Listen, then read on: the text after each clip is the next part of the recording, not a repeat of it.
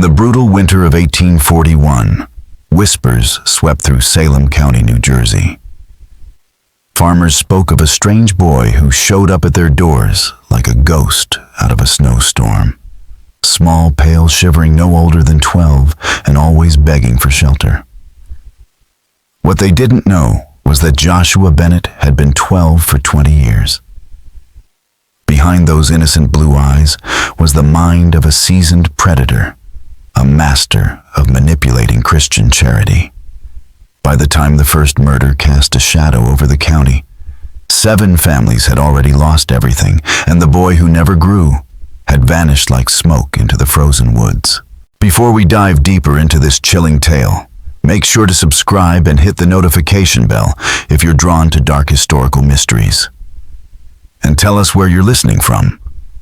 We love hearing from our audience across the country. Now back to 1841. Salem County was a quiet stretch of farmland and faith rooted in Quaker traditions and governed by tight-knit religious communities. Life revolved around harvests and holy days. Muddy roads connected wooden houses where German Lutherans, English Quakers, and Irish Catholics carved out a living in the southern New Jersey plains. The Mexican-American War had just ended, but peace brought uncertainty. Veterans returned to find their jobs taken by immigrants. Distrust in banks ran deep. Most families buried their savings in jars beneath the floorboards. Among them were the Hartwells. Samuel Hartwell, 43, had spent 15 years taming 60 acres of stubborn land. His wife Patience was a stern but graceful Quaker woman, and their 3 children, Martha Thomas and little Rebecca, knew only the safety of hard-earned prosperity. Samuel had a gift for predicting the weather, selling his grain at exactly the right time. By that autumn, the Hartwells had saved nearly $400, a fortune in those days, and a dangerous one.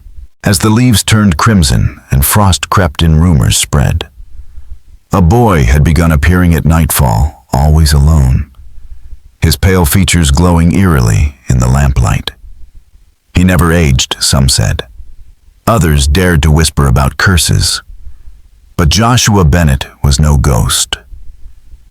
Born in 1809 in New Jersey's Pine Barrens, he stopped growing at 12 due to a rare condition. By 32, he still looked like a child, just one, with decades of experience in deception. He discovered his talent during the Panic of 1837. In Trenton, he convinced a Methodist family he was an orphan whose parents died of cholera. They took him in. 3 weeks later, he disappeared with their savings and heirlooms. It was a revelation. People saw what they wanted to see, and what they saw was a child in need.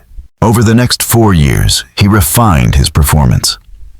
He altered his voice to sound younger, added a stutter for sympathy, and memorized local customs and scriptures. He tailored each lie to the community he infiltrated. He watched families for weeks before making his move, waiting for a stormy night or a moment of desperation to knock on the door. Once inside, he became the perfect guest, polite, helpful, deeply pious. Children adored him. Parents admired his resilience. All the while, he was taking mental notes where the valuables were, how often the father left, which child might suspect something. He struck with surgical precision, never taking more than he could carry, or anything they'd noticed too soon. By the time anyone realized he was gone, he was already deep into his next con. But Salem County would be different.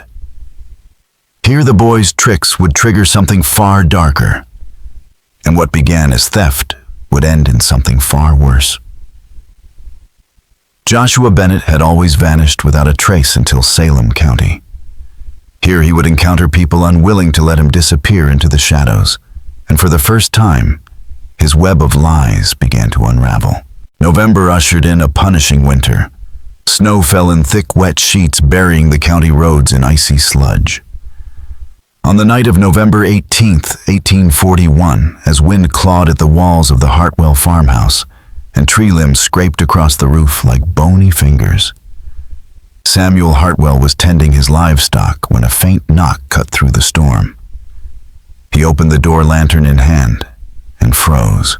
A boy stood in the snow, no more than 12, soaked to the bone and shivering violently. His lips were blue. His arms wrapped around his narrow chest, and his pale blue eyes glowed unnervingly in the lantern light. "Please, sir," he whispered, barely audible over the wind. "I've been walking for days. My family, they're gone. Fever took them." Patience Hartwell appeared behind her husband, her face tightening with concern. "Samuel, bring him in before he freezes," she ordered, her tone brooking no argument. The boy stepped inside, steam rising from his damp clothes as the fire's warmth revived him. Color returned to his cheeks. The children stared, captivated. Patience offered him soup and dry clothing, while the boy introduced himself. "Joseph Crawford," he said softly. "From Millville. My pa had a farm. The lung fever took Ma first, then my sister, then him." His voice cracked with emotion. Even little Rebecca reached out to comfort him. In the days that followed, Joseph quickly became part of the household. He fed chickens, helped with chores, and quoted scripture during family prayers with a sincerity that even impressed the stoic Samuel. But it was during quiet evenings by the fire that Joshua shone. He could read people like books, offering just the right joke story or comment to win their trust. When Martha was heartsick over a boy who'd stopped visiting, he lightened her mood with disarming wit.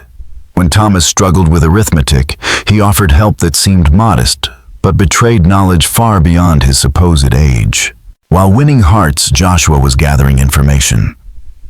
He learned Samuel counted money in a strongbox every Sunday after church, and that the key hung behind a pickle barrel in the root cellar.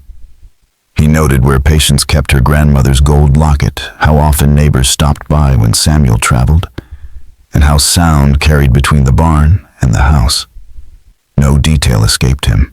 3 weeks in, he began testing boundaries. He took a few coins from Martha's stash, no one noticed. Then a silver thimble from Patience's sewing kit, still no reaction. The Hartwells had embraced him so completely, they no longer tracked their belongings when he was around. His moment came on December 14th, a bitterly cold Sunday. Samuel was due at the Salem Friends monthly meeting, a long journey that would keep him out past dark. Patience, weakened by a lingering cough, planned to stay home. But that night, little Rebecca's fever spiked dangerously. By morning, she was delirious. Dr. Fleming in Salem City, 20 miles away, was the only one with the skill to help. "Joseph, help me hitch the wagon," Samuel ordered. "We'll take Rebecca to the doctor, and Patience can rest at her sister's while we wait it out." The plan made sense, but it left Martha and Thomas alone at the farm with Joshua. Exactly what he had orchestrated. As the wagon disappeared down the muddy lane, a familiar thrill coursed through him. He had at least 2 uninterrupted hours. Martha was busy in the kitchen, Thomas in the barn. The house was his. Joshua slipped into the root cellar, silent and sure, every move as rehearsed as a stage performance. The strongbox awaited. The iron key was right where Joshua had seen it, cold, slightly rusted and hanging behind the pickle barrel in the root cellar. The strongbox rested on a shelf between sacks of potatoes and preserved vegetables, heavy with promise. Inside, he found more than he had dared hope for. Nearly $400 in gold and silver coins, neatly divided into small leather pouches. Land deeds likely worth something to the right buyer. And several promissory notes from neighbors indebted to Samuel. But it was a small leather-bound diary that intrigued him most. Samuel's own handwritten ledger, filled not only with personal reflections, but meticulous notes on the financial dealings and vulnerabilities of nearly everyone in the community. It was a goldmine of information. Joshua worked quickly.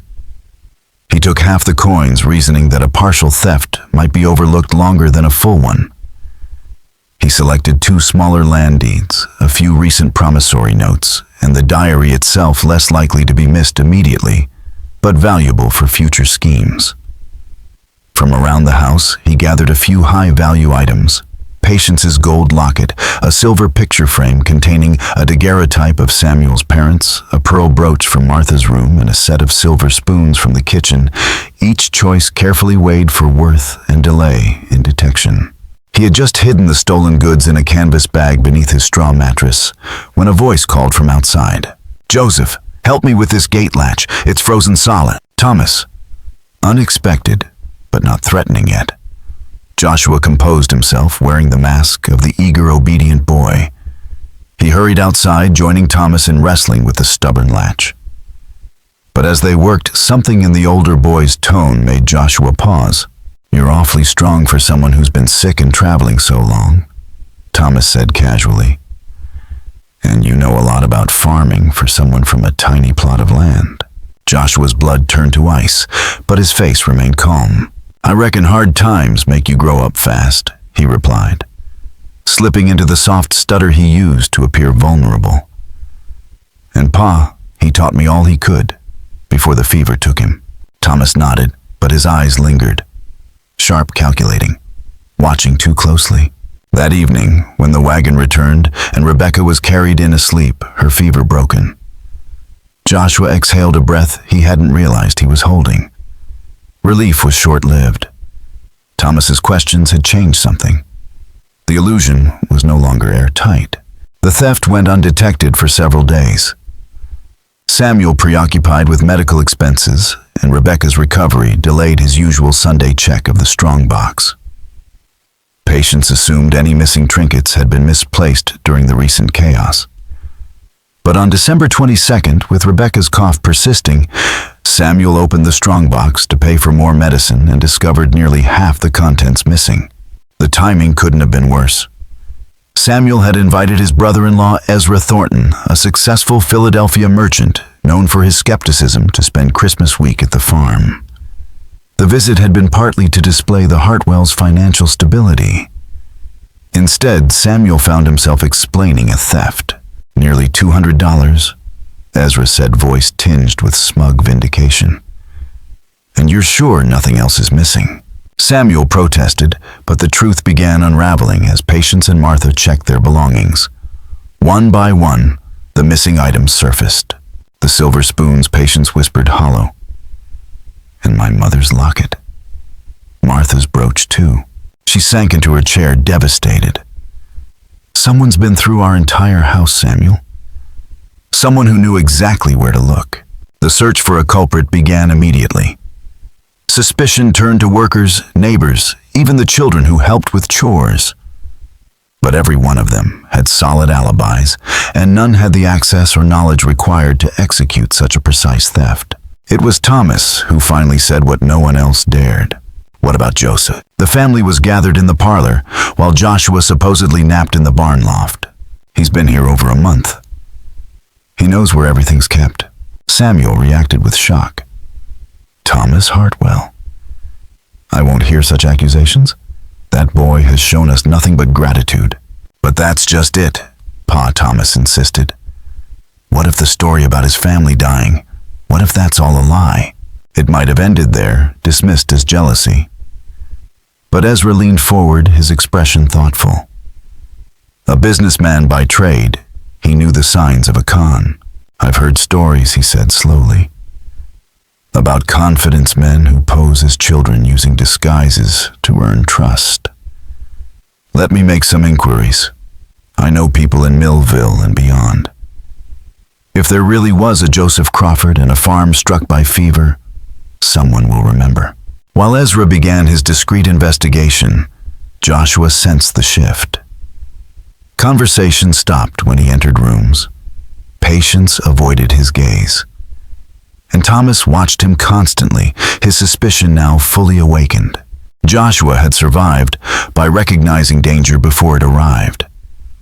And this time, he could feel it closing in. The final sign that the Hartwells' trust was slipping came when Samuel began locking the root cellar and keeping the strongbox key on his person at all times. That quiet shift told Joshua everything he needed to know. His time at the farm was nearly over. He began crafting an exit plan, a story about distant relatives in Pennsylvania who had finally located him, expecting him to come join them. It was plausible. It was practiced. It would have worked. But before he could make his quiet escape, Ezra returned from Salem City with news that destroyed any chance of a peaceful departure.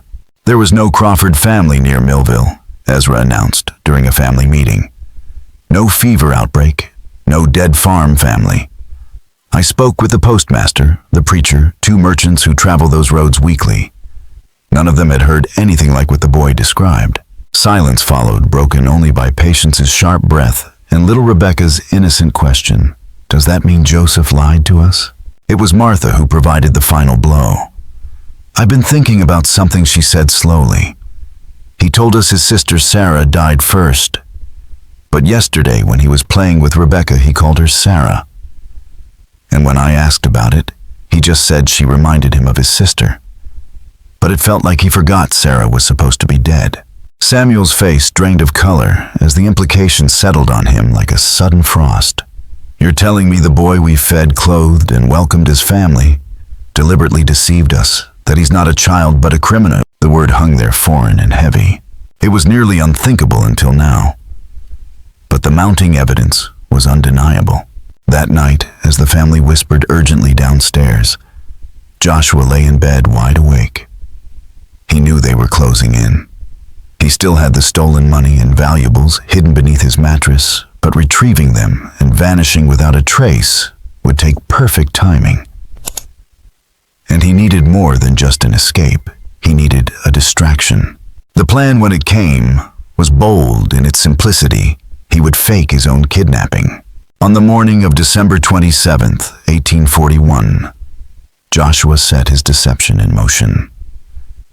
Before dawn, he tore his bedding scattered straw and left one boot near the barn door as if he'd been dragged away in a struggle. He used a shard of pottery to cut a shallow gash on his arm, leaving just enough blood to suggest injury.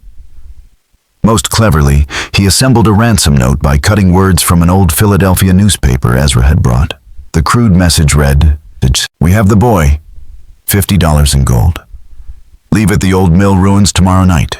Come alone or he dies." He deliberately made spelling errors and used poor grammar to disguise his educated style, then left the note where Samuel would find it during morning chores. It worked flawlessly. Samuel's shout of alarm woke the entire household. They raced to the barn and discovered the scene: the missing boy, the blood, the boot, the ransom demand. In the panic that followed, no one thought to check the property. By the time a search party was organized, Joshua was 3 miles away, heading for the Camden ferry with his stolen fortune in tow. But he had misjudged the people he'd left behind.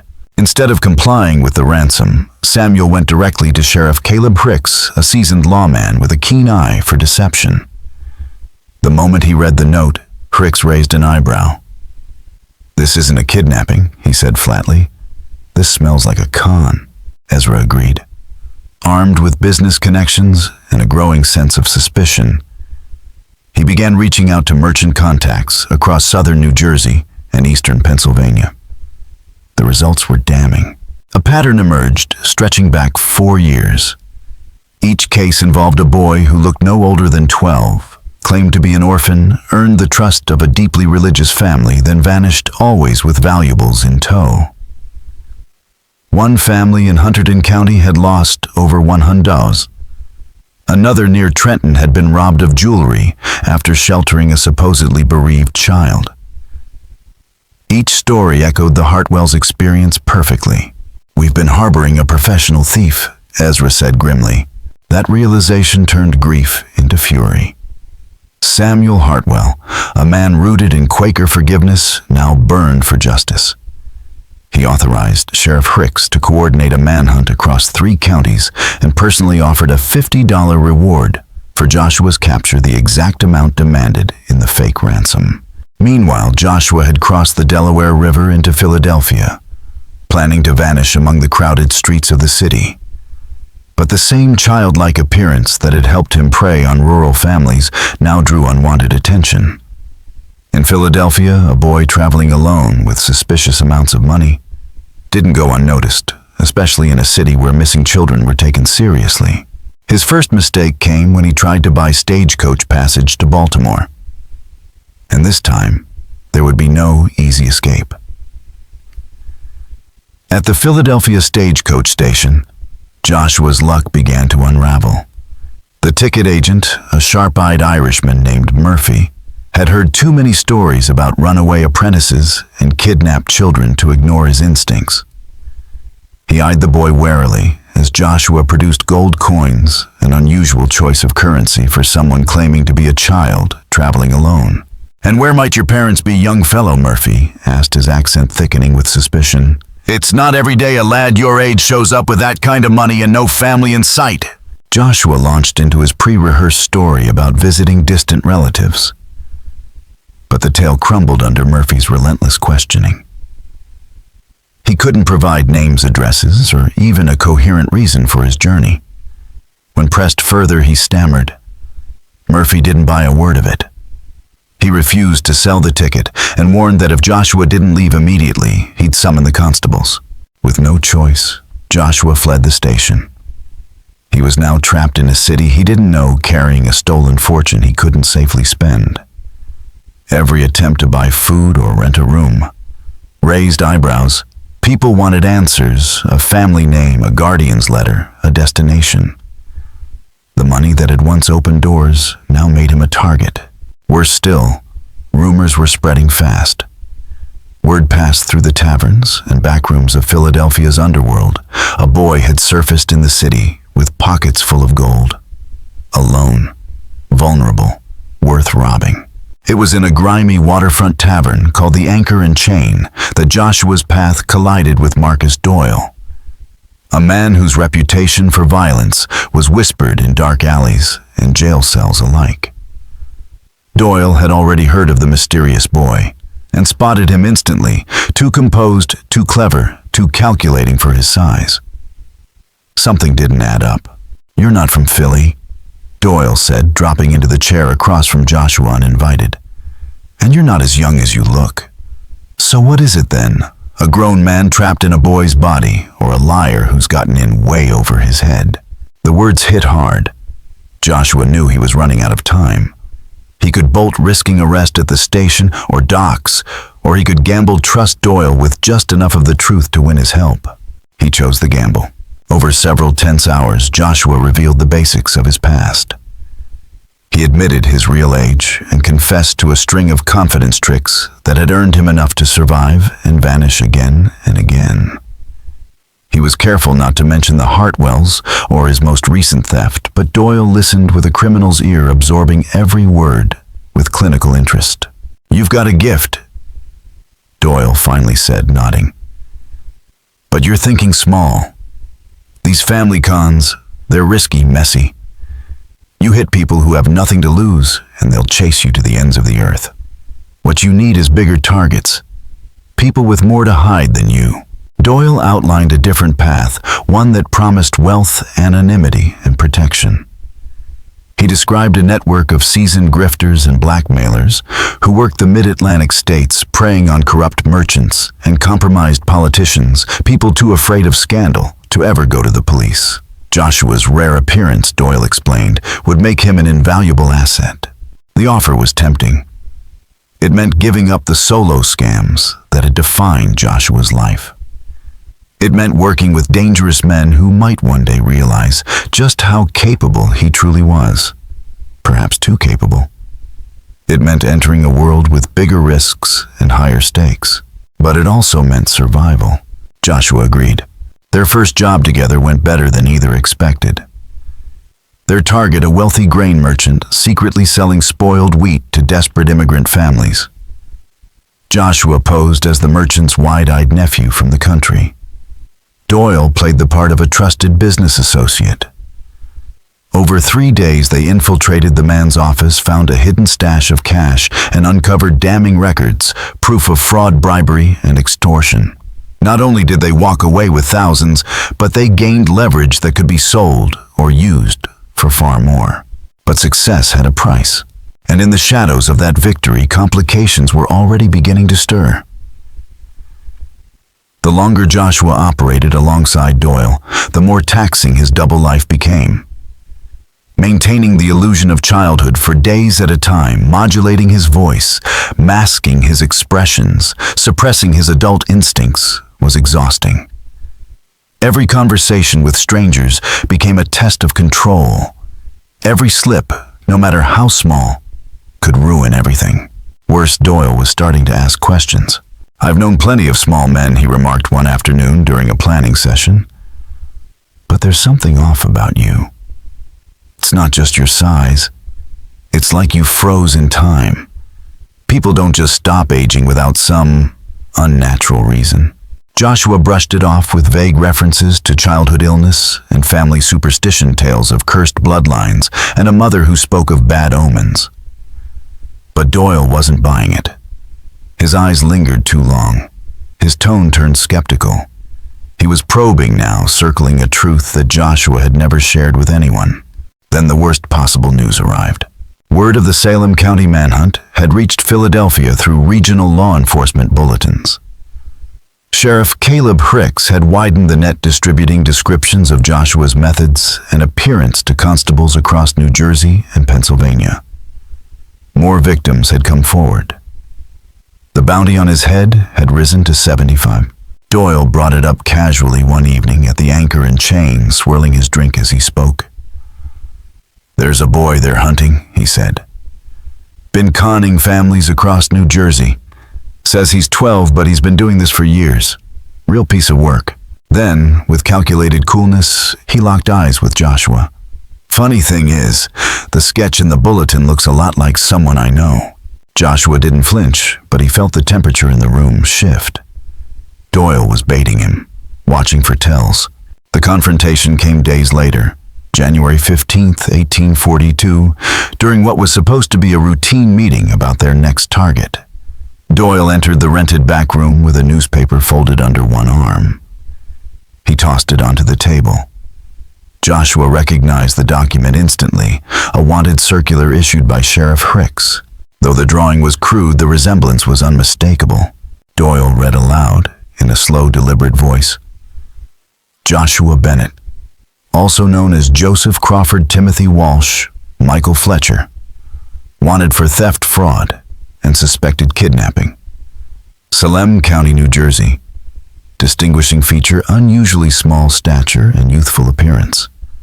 Estimated age 30 or older." He lowered the paper and stared at Joshua, his expression unreadable. "The bounty's up to $100. That's more than we've made in 3 scores together." The message was unmistakable, but Joshua wasn't ready to run. Not yet. He sat up straighter, letting the performance drop. The voice he used now wasn't that of a frightened boy. It was calm, measured adult. "You turn me in and you lose the best partner you've ever had," he said. "And don't kid yourself. The sheriff's not going to hand you a sack of coins and send you on your way. They'll want to know everything. How long you've known, what you've done with me, why you never came forward." It was the truth and a calculated defense. Joshua knew the type of man Doyle was, loyal only to profit, not people. And right now he was weighing the odds, measuring risk against reward, asking himself whether keeping Joshua close was worth more than the bounty on his head. And for the first time since joining forces, Joshua didn't trust the answer he saw in Doyle's eyes. By mid-January, Joshua Bennett had begun to realize that his greatest asset, his unique appearance, was quickly becoming his greatest vulnerability. Too many people now knew about the boy who never aged. In cities like Philadelphia, where anonymity was fragile and whispers traveled faster than trains, his distinct features were more curse than camouflage. The end came not with a misstep, but with betrayal. On the night of January 18th, as he and Marcus Doyle prepared to execute a scheme targeting a corrupt bank president, the partnership unraveled. Doyle had spent the afternoon drinking just enough to dull his instincts, not enough to hide his guilt. Joshua had already sensed something was off. The glances were too long. The questions too careful. That night he followed Doyle to an alley behind the Anchor and Chain, staying hidden in the shadows. He didn't have to wait long. Doyle paced nervously until a constable arrived, a man Joshua recognized as one of the city's bounty hunters. From his hiding place, Joshua heard everything. "The boy'll be here any minute," Doyle was saying. "Don't be fooled by the face. He's stronger than he looks and smarter than most grown men. You'll need to hit fast." The betrayal hit harder than any blow. As Doyle continued listing his partner's habits and weaknesses, Joshua made a decision. One he would carry for the rest of his life.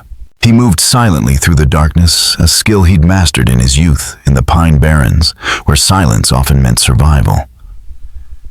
He came up behind Doyle and with a heavy piece of broken brick struck the base of his skull. The blow was clean final. Doyle crumpled without a sound. The constable, puzzled by the sudden quiet, called out. No response. He stepped into the alley, lantern raised just as Joshua struck again. This kill was rougher, no chance for surprise, but Joshua had speed, desperation, and angles. The constable had none of that. When it was done, both men lay dead in the alley, blood mingling with the cold January rain. Joshua searched the bodies. He recovered his stolen gold, the constable's badge and identification, and most importantly, the wanted circular bearing his likeness. He took every scrap of paper that might connect him to Philadelphia. That night marked a turning point. Joshua was no longer merely a con artist, preying on compassion. He was now a killer, capable, ruthless, and unafraid to do whatever it took to preserve his freedom. The transformation unsettled him, but also awakened something dark and resolute.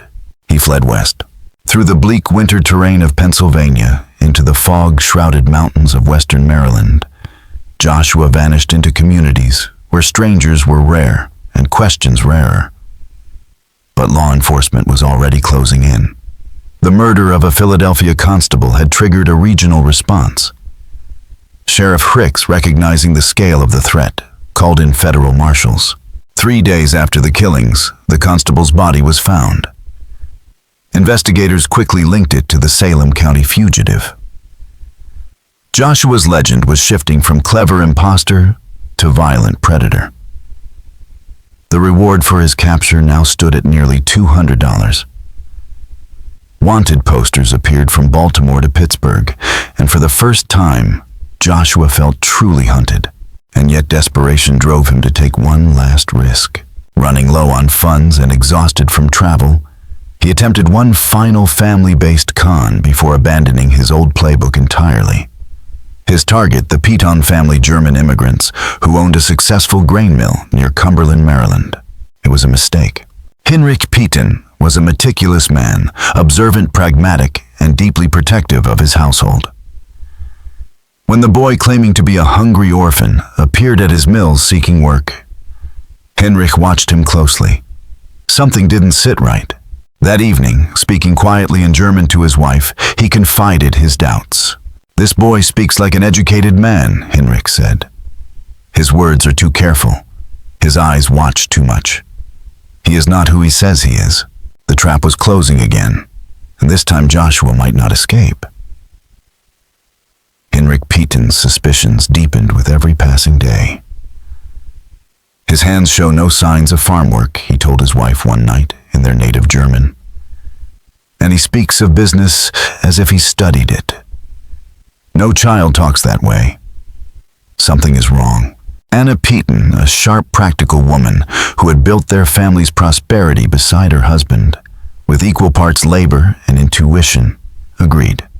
They had seen enough in life to recognize when something didn't add up. And this boy, this supposed orphan, was hiding something. Their decision to dig deeper sealed their fate.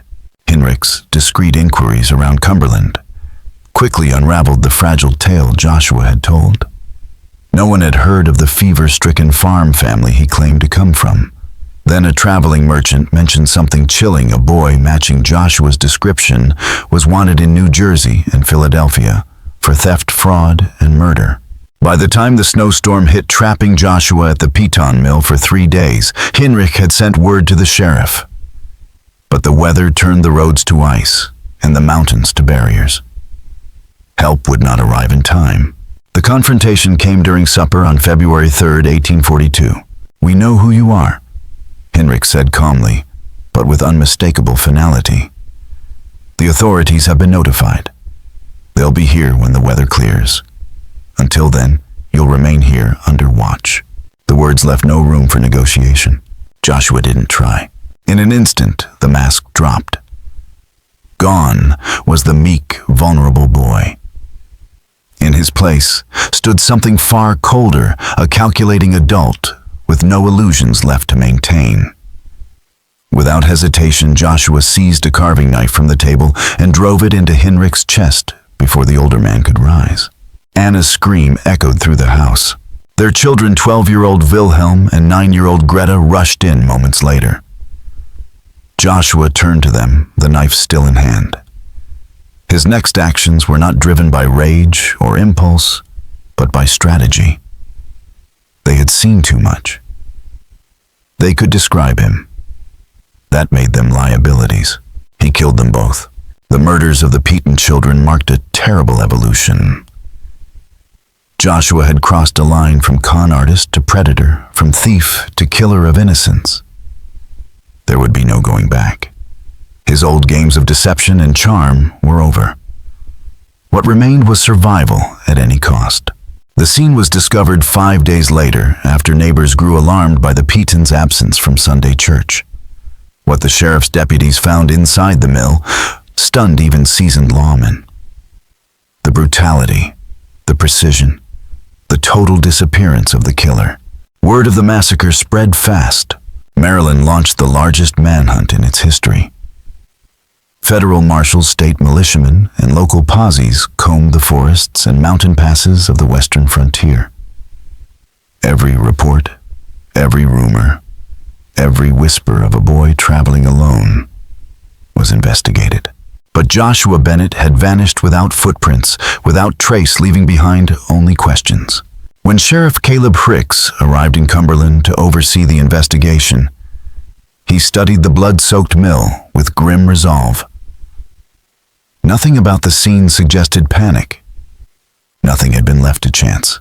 This wasn't madness, he told the gathered officers. This was strategy. Every move was calculated to remove obstacles and erase his trail. We're not hunting a madman. We're hunting someone who thinks 3 steps ahead and kills without hesitation. The manhunt for Joshua Bennett dragged on for 3 long months. Search parties scoured regions as far west as Ohio and as far south as Virginia. Dozens of sightings poured in farmhands, drifters, even school children mistaken for the fugitive, but each lead crumbled under scrutiny. Some were well-meaning errors. Others were deliberate hoaxes by people hoping to collect the growing reward. None led to the boy who never grew, because by then Joshua Bennett had already disappeared. In his boldest transformation yet, he used cash stolen from victims and identity documents taken from the slain Philadelphia constable to buy passage on a freight wagon bound for St. Louis. The vast western frontier, untamed, booming with opportunity, was the perfect place to shed his past completely. In Missouri, he became Thomas Mitchell, claiming to be the adult brother of a younger boy who had tragically died on the journey west. No one questioned it. The West was full of stories like his.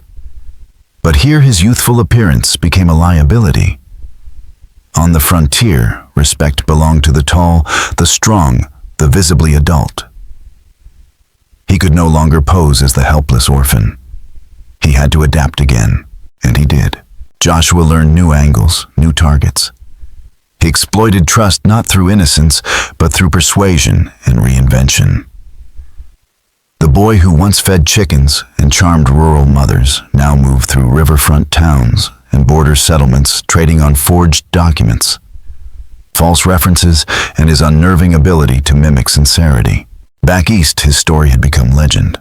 In New Jersey and beyond, tales of the Salem County killer sent a chill through even the most charitable households. Families no longer welcomed strange children without verification. Churches preached caution. Hospitality came with conditions. Joshua Bennett had altered the very fabric of communal trust, and yet he was never found. Despite the size of the search, the posters, the rising reward, no trace. After the Petton massacre, he vanished into the heart of a growing nation, where a clever man with the face of a child could live a dozen lives before anyone noticed a pattern. Sheriff Caleb Hicks never let go of the case. In his final report, written 2 decades after the investigation began, he offered a warning that would echo through history. The criminal known as Joshua Bennett represents a new kind of predator, one whose methods defy expectation and whose very existence challenges what we believe about innocence. Until such men are recognized, no family can truly consider itself safe. The file remained open. Dust gathered. Occasionally new cases surfaced, always involving childlike strangers, sudden disappearances, and missing valuables. Whether they were Joshua's continued work or the actions of imitators would never be proven. Some historians now argue that Joshua Bennett was one of America's first documented serial predators, a man whose crimes escalated from theft to calculated murder as each situation demanded more brutal solutions. Others say his story is a grim example of how society's most cherished values, charity, hospitality, and faith in children, can be weaponized by those who understand how to manipulate them. One thing is certain: Joshua Bennett changed how Americans saw the world. He proved that evil doesn't always wear a scowl. Sometimes it wears freckles, soft features, and a trembling voice. His legacy survives in the warnings we give our children, the background checks we run on caregivers, and the uncomfortable knowledge that the greatest threats are often the least suspected. Even now, more than a century later, his story reminds us that trust is not just a gift, it's a risk. What do you think? Was every secret uncovered, or are there still shadows hiding the rest of the truth? If this story gave you chills, share it with someone who loves true crime and historical horror. Tap the like button to support our channel, and don't forget to subscribe for more chilling tales from America's forgotten past. The next mystery may be closer than you think. Thank you all very much for watching my video until the end. I sincerely appreciate it, and I look forward to seeing you in the next video.